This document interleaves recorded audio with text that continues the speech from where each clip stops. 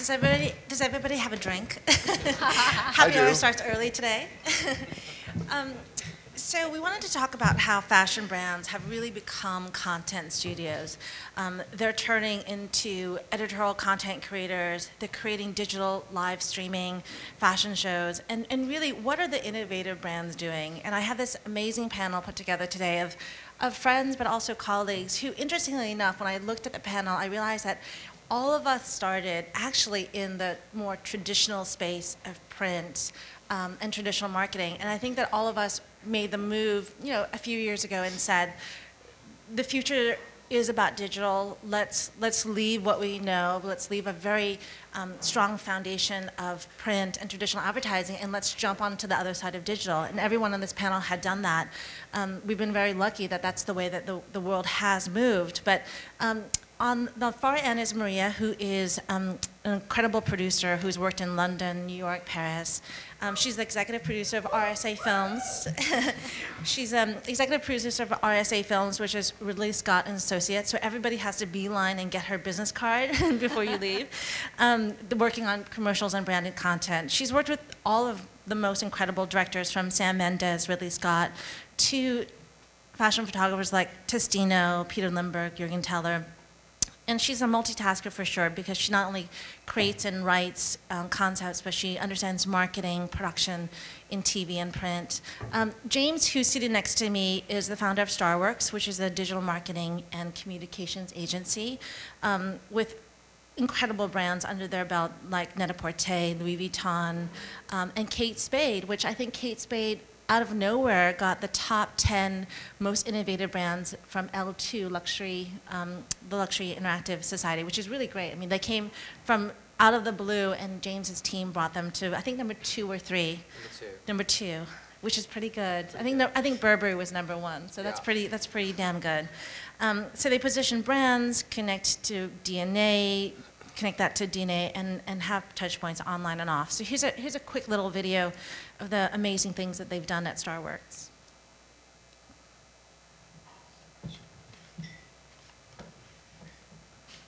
Can we have the volume up?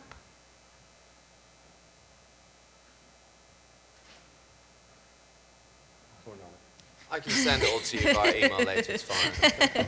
We'll have thumb drives. You brought some USB sticks, didn't you? I brought some sticks. Yeah. But you could see just from the visuals the caliber of brands that they're working with.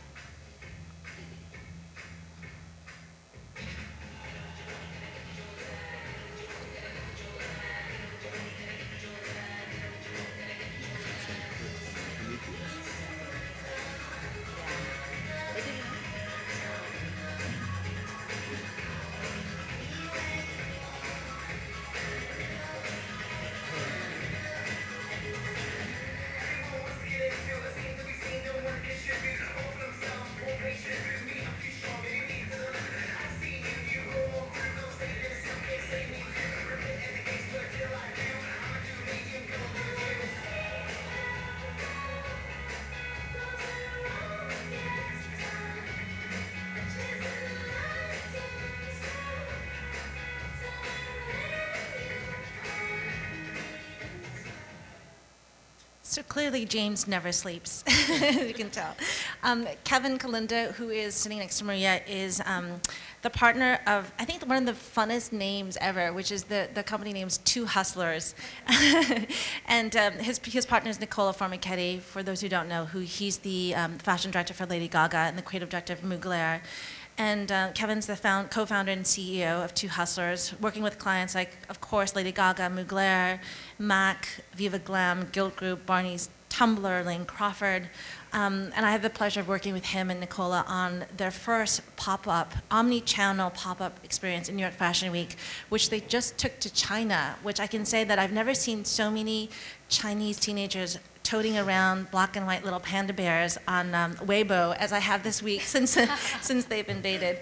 And then last and not least is Danielle, who's sitting next to James, who is the digital PR director for KCD, one of the leading fashion and PR agencies in the world, 25 years of experience, New York and Paris. Just, if you ask anyone who's the biggest PR agency on the planet in fashion, they would probably say KCD.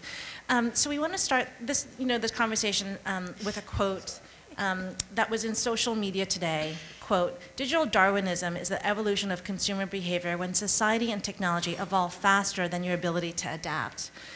That, you know, we're faced with this time when actually consumers are as smart, if not smarter, than the marketers who promote to them. Do you think this is true, and how does this drive you to stay creative and fresh with digital content? So let's start with Maria, since she's doing so much with RSA. How do you stay ahead of the game when your consumer is faster, smarter, more obsessed than we are?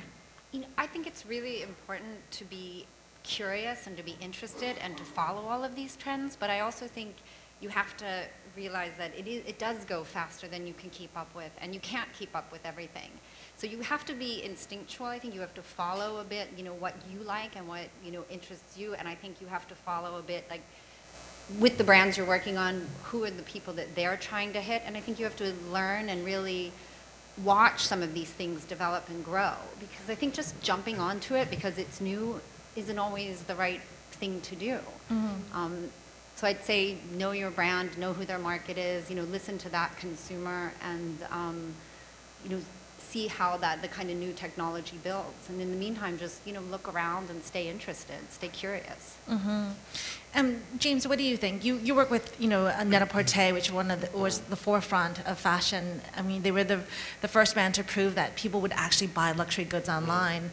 How do you stay ahead with a company like that, who's always innovating and always, you know, breaking new ground? How do you keep up with brands like that and consumers like that?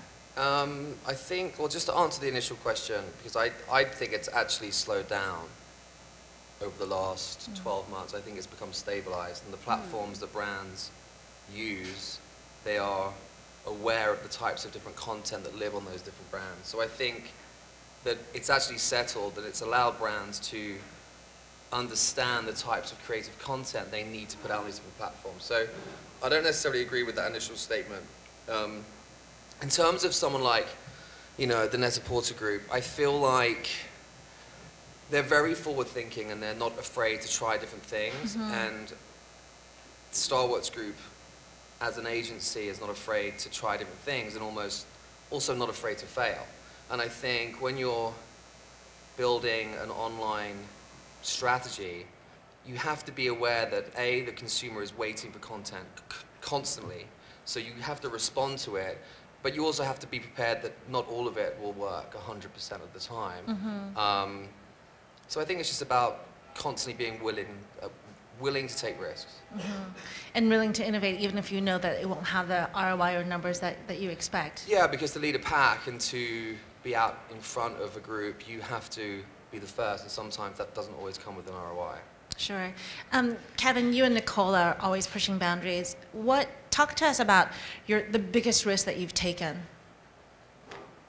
I mean, for us, we don't really consider it risk because we're so used to working in a field, and I'm very fortunate to work with a partner that, who's best friends with a woman who's kind of changing the world as we speak. So we've learned a lot from working with Lady Gaga. I think watching how social media has changed so rapidly in 2 years. I mean, we started working with her back in 2009, kind of beginning of, I think, well, I guess you'd call the tipping point. And I think the biggest, risk we probably took was opening our own store during Fashion Week and deciding that, and along the way, just building what we thought we really loved. What we did is we built a pop-up experience, and inside this, I mean, we built a box. In a way, it's no different than the box that Quinn and we worked on for Mugler. In fact, we all worked on for Mugler. Last January, you all may have seen a video that launched the career of Zombie Boy, a guy covered in tattoos that Nicole discovered on Facebook. It's a great story. He meets a guy on Facebook. They've never met, they've never spoken, lives in Canada. Nicola rings me 3 weeks before the menswear show for his first menswear show and says, I want this guy to star in the campaign for a fashion brand I've just been employed to work for. I've never met him. Can you find him? He's in Canada. I call up Mugler. He doesn't have a phone number or an email address, number. but He's got a Facebook police account. record. He can't leave the country. It's the story of my life. Every day we go through this. So I'm like, great. Find this guy, call up Mugler, talk them into an idea that I think is going to work. We're going to take some content. We're going to put it inside a box. We're going to structure a deal with AOL, who Tim Armstrong had just gone there and was all about content. And we're going to wrap it in a pretty bow, and we're going to put Gaga's music and Universal Records and Mugler, and all of us are going to go inside this box and see what it feels like. But I knew that the model of measurement was going to be the game changer. I think this concept of an ROI is antiquated. I don't know why we're even applying it anymore, to be frank. I'm totally against it, but that's a separate conversation, which I'm happy to go into on the next part of the dialogue. But I think what we did is we took a risk by just saying to a brand, come with us. We believe that music and content and beautiful imagery is going to excite and engage people. No different than when we did a Dazed and Confused or Another or a V Magazine. We're going to create beautiful content. And we did it, and we unleashed it, and we structured a really great, well, Quinn structured a really great deal with AOL for 48 hours on Stylist. And in 10 days, we had 193 million impressions. And this was January of last year, and it kind of blew everybody away. And it taught a lot of brands who were looking at us. They then said, how did you do this? You know, how did you figure this out? And I thought, all we did was create something great, and you know, obviously Gaga's music drove the train, but people kept coming back to the train. And I think that risk, I mean, at the time it was a risk because we were using other people's money. We were using Mugler's money, which is Clarence's money. But then we took Clarence into pornography when Nicola wanted to do a video, and we put it on Xtube, and they went for it. So I don't think, you know, I think risk is measured now. Sure, sure. Did that answer the question? It did, it did. Oh, God. Okay. So let's talk about replicating glamour, texture, and emotion digitally, because we're talking about working with incredibly luxurious brands. And Danielle, you work with Valentino on this, and Valentino is probably 70 years old. He's has 80 this week. 80 this actually. week. His clothes are all about color and texture, craftsmanship. So when he came to you and said, I'm doing a virtual museum, how did you even contemplate trying to replicate that in a digital space?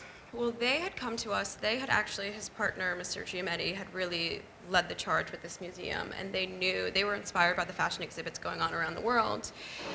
And you know, they wanted it to be available to everyone. So he said, how do you make a museum exhibit and allow everyone in the world to see it without being in that geographical place, without having to pay for it?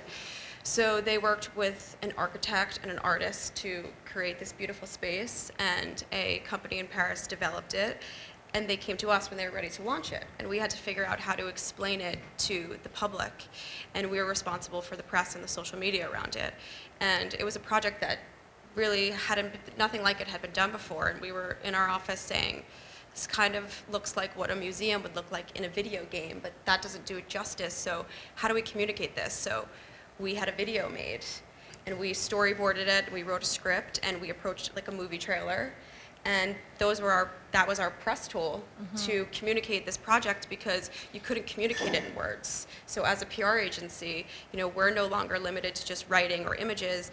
Now we're content creators as well to tell the stories of our clients, because there's not really a vocabulary to always explain what's going on in this digital space.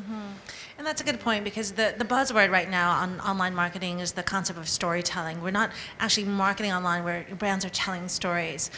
So James, how do you convince clients that are so product oriented, that want people to see their shoes, see their handbag, that the content that they create online actually shouldn't really be about them to get traction? It shouldn't really be about that product or those goods. It has to be about a story that you're telling. Good question. I think the easiest conversation to have with a CEO or a creative director or a CMO is that what you're currently doing isn't working, is it?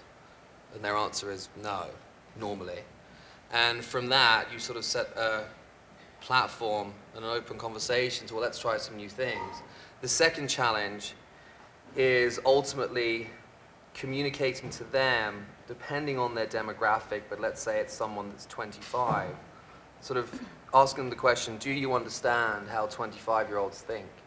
And if they're lucky enough to still have a relationship with their children at 25 years old, then yes, they might, but they don't always have that relationship, which means they're disconnected, which means they don't know their consumer. So you kind of have them answer their own question, and then give them options on how to tell that brand story through a narrative to connect with that 25-year-old.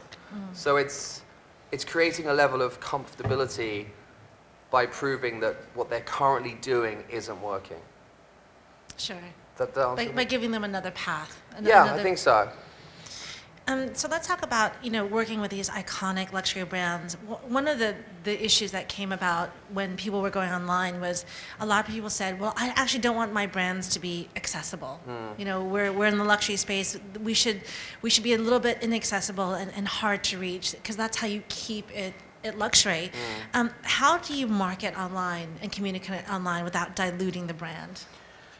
I think that concept has never really been a true concept anyway. We know that brands that are blowing up from hundreds of millions of dollars to billions of dollars a year in revenue are not making that revenue on a $20,000 purse. They're making that revenue on a belt or a licensed good, typically. So the idea of diluting a brand online, in my opinion, it's already been done offline. And it's about creating content specific that's pushing a $5,000 item to an audience that's going to spend $5,000 on an item, and then creating different content that's moving your product for $200 to a different audience. I think dilution is a word that we should stop using. So Maria, you're working with some of the top directors on the planet with RSA. How are you marrying what they're doing, which is storytelling and narrative, with luxury? How are they approaching that? Because they're on the opposite side. They're all about storytelling. It's never been about a product or a good. It's about a dream and a fantasy. How do you bridge that gap? I don't think that that's such a gap, especially in this market. We're selling a dream. We're selling an image. We're selling, a feeling of that can't really be explained in like a straight narrative. We are selling an image. So I think it's just about telling the story of, whatever that brand perceives itself to be, and really understanding that story and being able to communicate it in a way that people can relate to and that they can aspire to. And I think that works across, all markets. I mean, in that sense, it's not diluted because it's online. It's not diluted, I agree.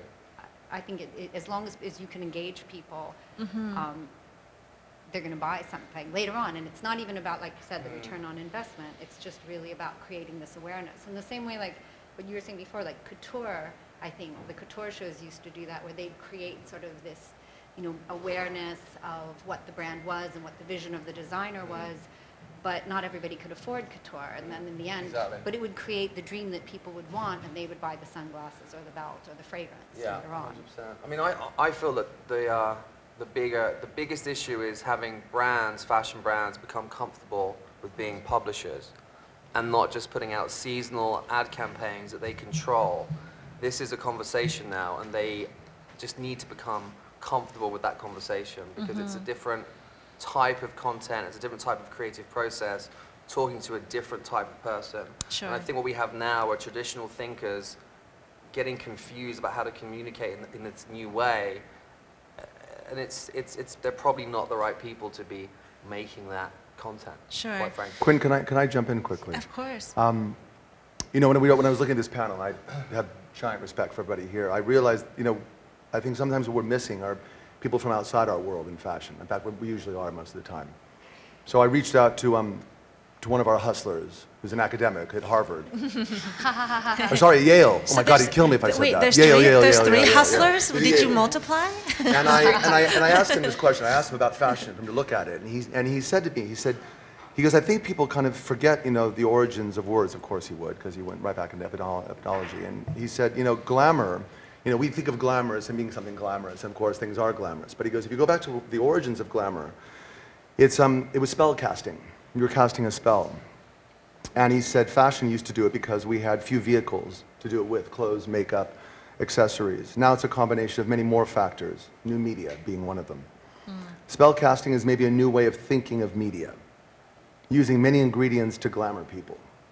You can do many things once you glamour people. You can sell them stuff, or you can get them to vote, like Obama, or you can get them to clump into groups, tribes, identities.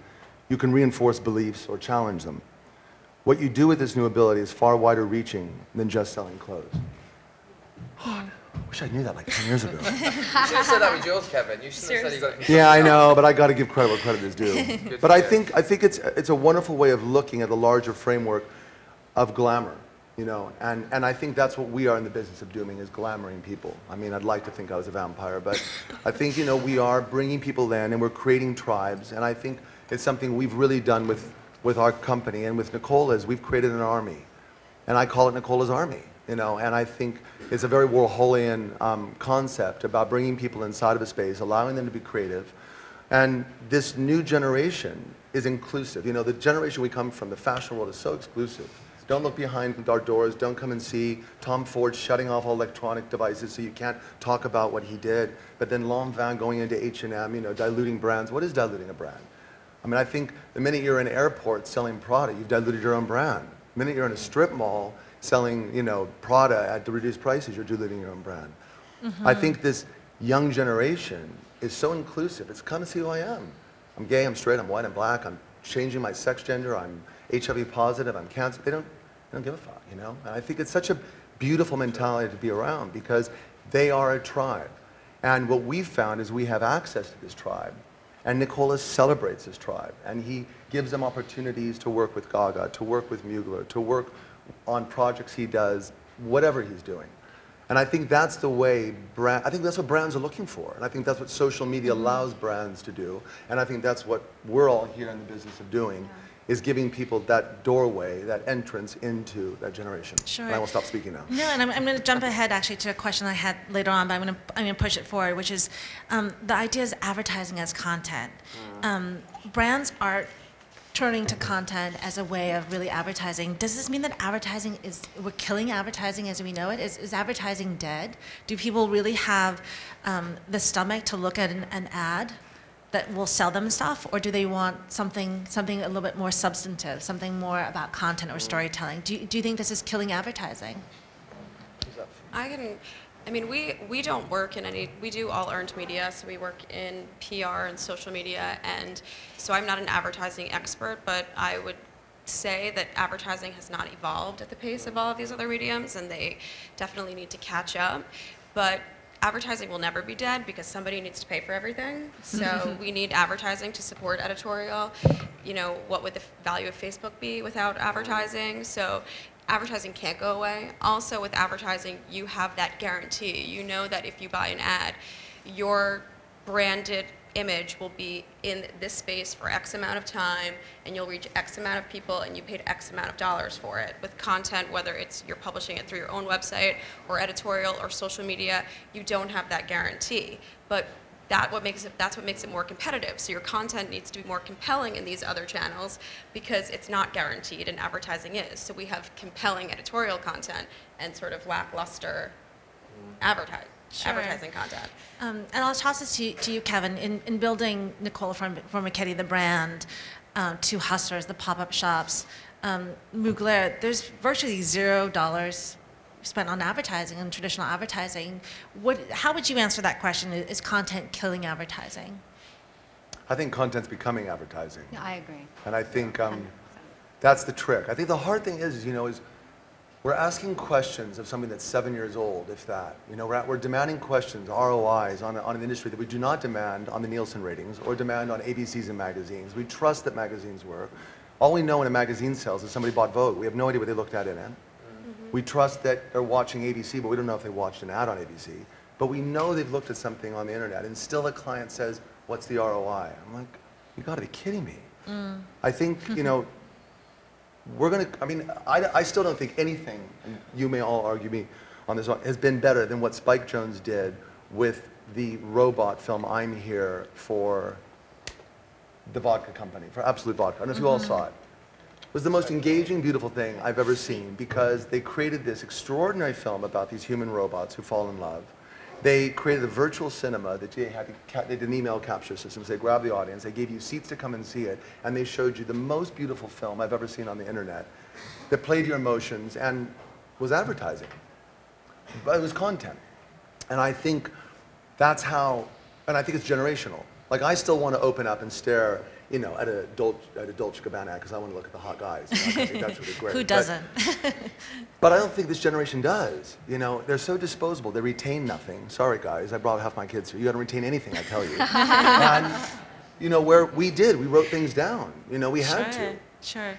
That brings a good point because I've been to Advertising Week, I've been to South by Southwest, I go to a lot of the geeky panels, and the question of ROI always comes up, and I always think in my business, gosh, when am I going to crack that nut? And then I sit in a panel with the CMO of American Express, and she says the exact same thing. How am I going to justify ROI?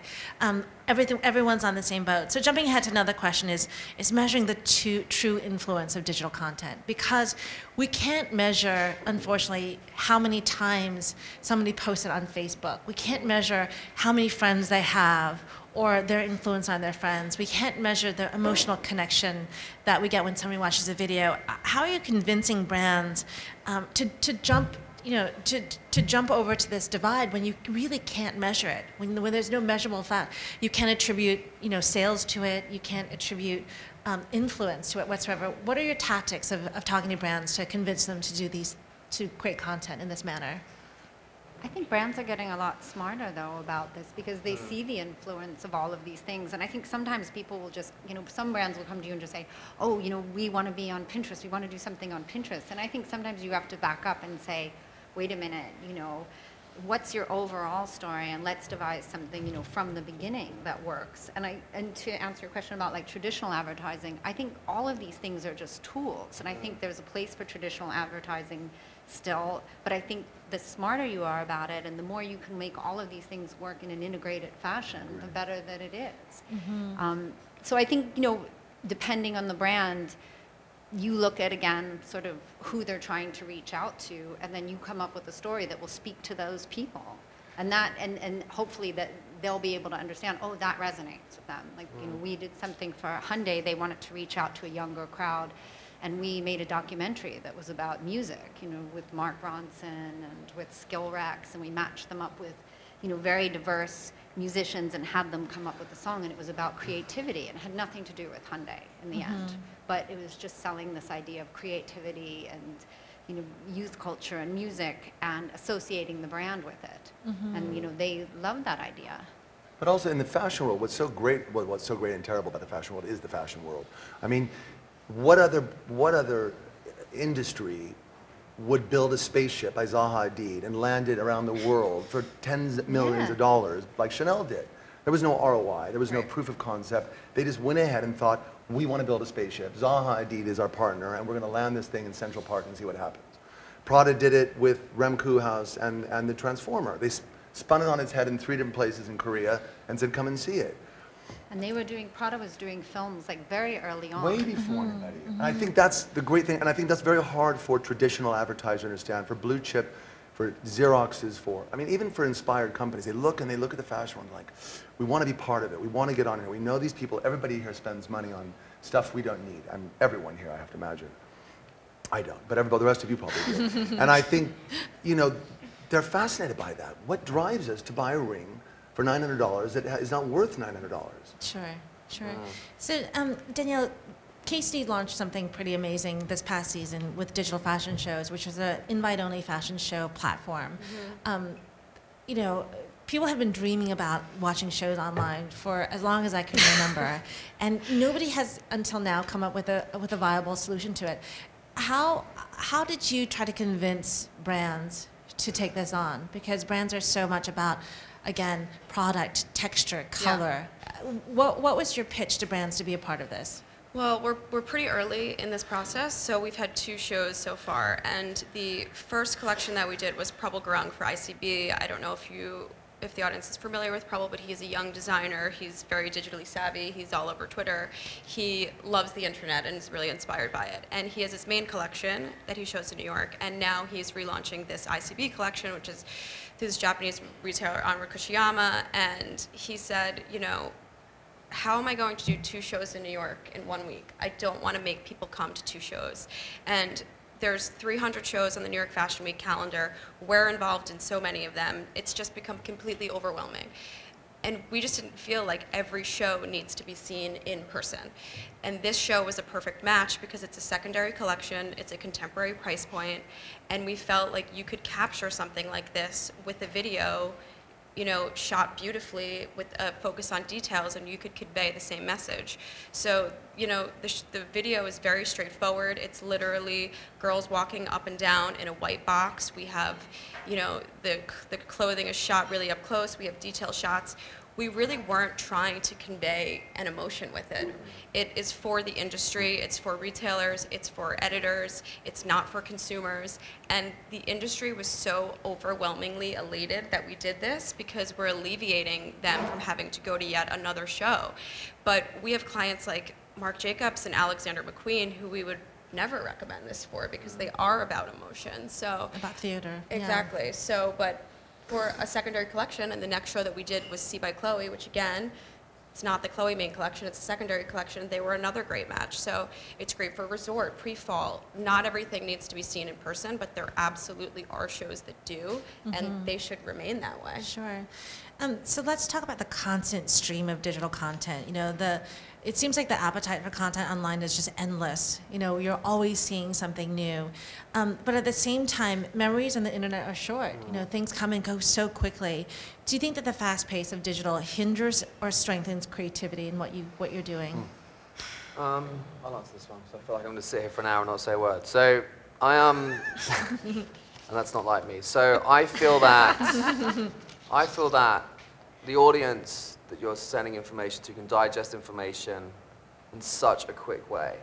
And that hunger for that amount of information just means that the creative team you have working on that has to speak that same language. So was the last line of the question, is that hurting creativity? Is the fast pace of digital hindering or strengthening creativity? I just think it's a different group of people putting content out for a different audience. So I think it's just changing. So you think think I think the problem with fashion in general is we keep talking about traditional versus new. We are the only industry left that spends money on advertising that still uses the term traditional, because we're so hung on these models of print advertising, and we're hung on those because businesses have been built on that model for so long, it's so hard to undo. So we react to it probably 5 or 6 or 7 years later than everybody else. I think in terms of what you just said about the fashion shows, I think the fashion show model in general doesn't work. I don't think from a financial point of view, the people that own fashion weeks globally make any money anymore. But because we're reacting to technology so late, you know, we're left with this big cumbersome fashion week in 4 cities around the world that's not generating any revenue. And guys like KCD, who in some ways compete with us, but I completely take my hat off to them, came up with another sort of way of servicing the industry. But it was pretty late. I mean, it was still 7 years after the fact. And I think we just need to stop trying to fit round pegs in square holes and just embrace this shift. Because if we don't, we're going to lose the consumer overnight, and they're going to forget about talking to these brands and just speak to brands that speak their language. And I think we just have to embrace it. That's Yeah, and you brought up something really important, which is that it's not the same team, right? It's not the same team that's doing it. It's different people. And if you look at the brands that get it right, they have different teams. It's all under one roof. They have people that embody the brand, are the same people that are buying the brand. And that's a really important thing to do. You can no longer drive the conversation with the consumer like you could in traditional advertising. You now have to listen to what they're saying and then feed back with something that has their opinion and your opinion collectively. So, Maria, working with RSA, which is one of the biggest production companies, again, on the planet, are you seeing the need to find new talent that can create, quote, branded content, create YouTube series? Is it a completely different talent pool, or are you trying to... I think it's a mix. I think everything, you're always trying to match talent to a project, so I don't think that that's changed. I think there's certain things that, it depends on what the story is. It depends on, is this person right for this or not? It's a web series, it's a game show type format. It's, really depends on what it is. But, and it also depends sometimes on the budget too. Obviously, if it's a big film for Prada or Chanel and they want Catherine Bigelow, it's going to be a different budget than if it's something that's online content that they want, and they want just like a young, new, director. So. Sure. I mean, you're seeing a big change. I mean, the latest viral hit in fashion is Dior's Secret Garden. And has anyone seen that video? Yeah, it's beautiful. Can you raise your hands if you saw Secret Garden? I mean, it garnered 4 million views in roughly 2 days. And I know there's a huge media buy behind it because I don't think that was totally organic. But for the fashion space, that was huge. To shut down Versailles, to do a fashion film, and to get paid, or however they market it in this ad way, to get 4 million views is pretty astounding. We haven't seen that in our business. We haven't seen a real viral hit like that that was purely about fashion, because there was no celebrities in it. It was an old Depeche Mode song that they unearthed. Do you think that that's the way that filmmaking is going to go in fashion? Do you think that that's where things are going? I think it really depends again on the brand. I mean, I think that what you said, though, that film has been seen a lot, but I think the L'Envol film with the dancing was that was an amazing viral film. Much more innovative. Yeah, and it really, it caught people's imagination, even people that weren't necessarily interested in L'Envol. It just suddenly it just was right, and it was right for the brand, and it was a really fun piece that won everywhere. I agree. I mean, I actually think that the L'Envol example is an example of a fashion brand, for once, taking a risk, being funny, having a laugh. And the Dior, as much as I would have loved to have produced that and hired one of your directors, so we could have all made money from that project, I bet that cost a fortune. And 4 million people, for the amount of money that costs, is probably not a wise investment based on alternatives they could have chosen to really emotionally connect with people for much less. And I think that was, as Kevin said the other day, that was really just an advert for France. That was an advert for Versailles. I mean, it really was. Tourism. Tourism, exactly, yeah. Yeah, I think it's about being engaging. Yeah, I mean, that's the thing in the end. It's really, not so much about your budget or this or that, but it's taking everything into consideration and trying to make something that's imaginative, engaging. And I think when you talk about, is the fast pace hindering, I think sometimes it does, because I think people don't necessarily give the time and thought to these things that they should. And you see, especially in fashion, a lot of brands will say, we need a video, let's tack it on to the end of the print shoot. And then they're not thinking about it, and they don't have people dedicated to it, and they're not thinking about how that's going to live in the world. They're just trying to feed the machine. Sure. And on the flip side, Kevin, you and Nicola create content on a dime. I mean, I'll get a call. Don't tell anybody that. But it's not creative. You're thinking about it.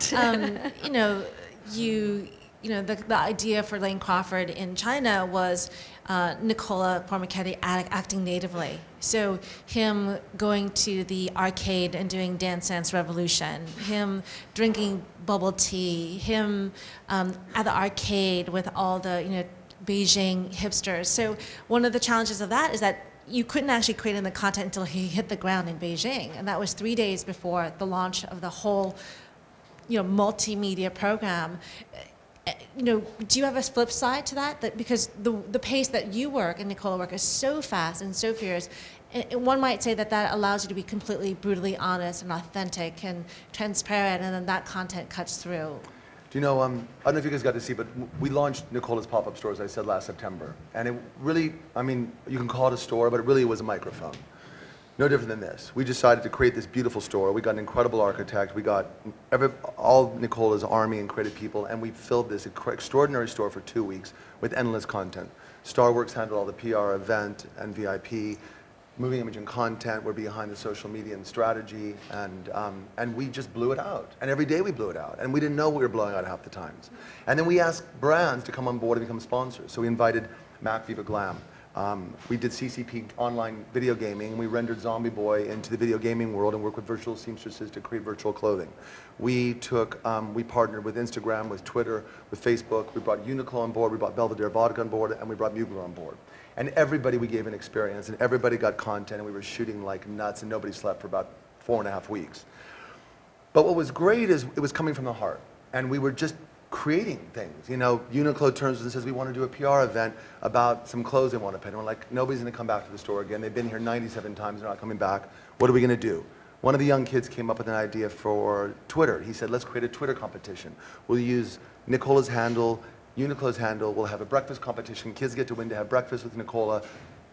Let's try it out. 24 hours later, we had 25,000 kids write in to have breakfast with Nicola. We chose 25 winners. the press went berserk. They came to an event that ostensibly was about some clothing that nobody wanted to come in and see particularly. But they got to watch this extraordinary social media engine take place that happened in 24 hours from an idea that germinated in 3 minutes. We should have charged a lot more money for it. But the point was, it wouldn't have happened if we had thought that way. So I think the trick on this is like, and we all know this because we all work together, is like how or maybe you're not all supposed to know that. I think it's a combination of both. You know, when we did this video for Mac Viva Glam Inside, Nicola created this extraordinary video, just this magical, whimsical, beautiful, painterly video. It cost practically nothing. And John Dempsey, the president of Estee Lauder, was inside the store amongst everybody else. He turns to me and he's like, how did you guys do this? He's looking at the store. I'm like, how did we do what? How did you create all this? So I don't know. We just got up. We just decided we'd build, we'd create, we'd film, we'd shoot, we'd come up with ideas. We'd do a Twitter, a breakfast. He goes, no, how did you make this video? Because this video cost... Don't say it. Don't tell. Yeah, you know. And I'm like, look, John, the thing is you can spend $2 million on a beautiful video with all the top models, but I don't think you need to. I think the ROI, and I think this is a really important question. I'm sorry I keep talking too much. I'm going to say it really quickly. I think the ROI thing is a really important one to address because we went into this digital world not giving it any value whatsoever. We don't pay for Facebook, and we should. We pay for AT&T, but we don't question it. We went into it getting everything for free, and so nobody gave it any value. We still don't give it any value. We want it for free. What we didn't realize is it's not for free. We're giving these people our email addresses. You're handing them over entry into your home, entry into your life, and where you are. So it does come with a price. Now, I would rather pay Facebook and not have them know who I am and where I live, but that's too late. That's what we've done. So what is the ROI? The ROI is to a brand who, whether it's through any one of our clients or peoples, we're giving them a microphone, just like our store, a doorway into our community, into our, Yale professor here, into our tribe, into our tribe. And what is the value of being part of our tribe? Well, guess what? It's now going to be worth $100,000 instead of the $5,000 to charge for that video. There's the answer. Good answer. Ta-da. Ta-da. So we have about 5 more minutes, and I'd love to I'd love to open it to the audience. As you can tell, the panel is very open about answering questions very frankly. So here's your chance to ask them anything you want. Do we have any questions from the audience? I have a question. I was wondering what your thought is on the Cartier commercial. It was a 3.5 commercial that ran in March, and it was an interesting ad buy because it was played on all the major networks. And I just remember when that came out, I wasn't watching TV at the time, but all of a sudden I saw all these postings. What the hell is that? And what was that all about? The India, China, Brazil one? I know now that it was them trying to convey their history of the brand, but I just was wondering what you thought about that whole project, the sale, the ad buy, I mean, I can talk a little bit about that. I thought it was very smart that the video, for those who didn't see it, was rooted in Cartier's history in Russia. But they basically, it was a smart marketing ploy because they basically hit all the BRIC countries, all the emerging markets, Brazil, Russia, India, and China. In each segment of the film, they brought the fantasy of China, the Great Wall of China. In Russia, it was about the cathedrals and snow riding. It was a little bit obvious that they were exploiting these emerging markets and the wealth that was coming into the market and sort of shoving it down their throats that Cartier is about your country and your belief system. I mean, the Chinese one was so gratuitous. You know, the Great Wall of China turned into a snake. I thought that to market to emerging markets, it was quite smart because they were saying that we believe in and care about your culture, and this is how Cartier fits into it.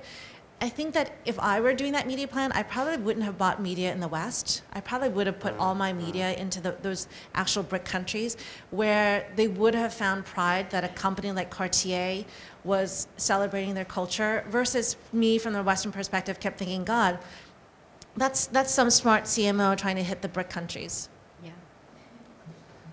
Did anyone else have That was thoughts? such a good answer, Quinn. I don't think we could add anything to that. Perfect. Any other thoughts? Okay. Yeah, so I guess the concept of luxury is all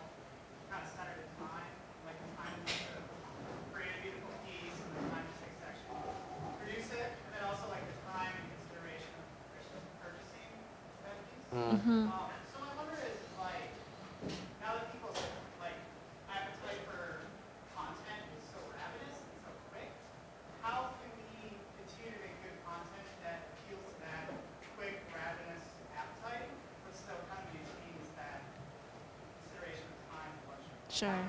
Right, like Cartier created something luxurious and short video. It's a good question. I think that some types of content are content that's about you making a purchase, and that's the content that you make, you spend the most time on, you spend the most money on, you make look the most beautiful. And there are some pieces of content that are just out there to keep the conversation going. And I think you have to decide which is which, and spend the time and effort on each one accordingly. So I think you still spend money on content that's going to drive a purchase. You just don't spend as much on the one that's keeping the conversation going. Okay. We have time for one last question. Anyone else? Okay, thank you so much. And pick up some Oreos and some milk on your way out. But guys, can I say one last thing? I just have to Yeah. read one, because I think it's such a good closing quote that one of my kids found. And this will be it. But it comes from, it speaks to a lot of this. It comes from Bruce Sterling. And the quote is this: "The future is unwritten. Cyberspace is the funhouse mirror of our society. Reflects our values and our faults, sometimes in terrifying exaggerations. It doesn't matter who you are today. If you don't show up in that mirror, you are just not going to matter very much. Our kids have to show up in that mirror." Great ending. Thank you, everybody. Thank you.